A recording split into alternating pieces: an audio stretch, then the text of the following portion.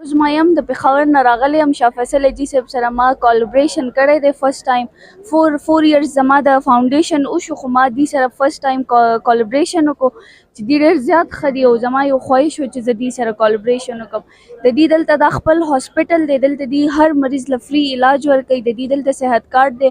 خاص کر به زه د ګایني خبره وکړم چې ستاسو د زنانو ډېره مسله وي چې غریبانان پېښور ته راځي، پېښور کې کړېږي. مطلب دلته ستاسو خپل ځای دی، خپل یو ډسټرکټ خیبر کې دا یو ډېر ښه هاسپټل جوړ شو، ډېره ښه اپرچونټي ده.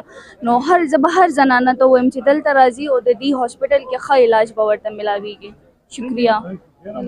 او هغه فری نشي کتلی، خو بهرحال بیا مې چې دا موږ صدقې او د خیرات په طور باندې یو کوشش کوو چې خلکو ته فری علاج یا فری چیک اپ دی وکړی شي. نو انشاءالله دا اداره به وقتا فوقتا دغه رنګې کیمپونه او دغه رنګې پروګرامات کوي چې په هغه کې به انشاءالله خلکو ته د علاج سهولتونه ورکولی شي. یو ځل بیا دلته چې کوم صحافیان ورونه راغلي دي د هغو هم شکریه ادا کوم. کوم ډاکټرز چې نن ولنټیرلی دلته راغلي دي او هغو ځان فارغ کړی دی د هغو هم شکریه ادا کوم.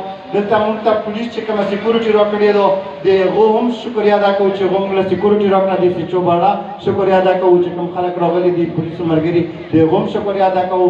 تاسو ټولو څومره بیماران څومره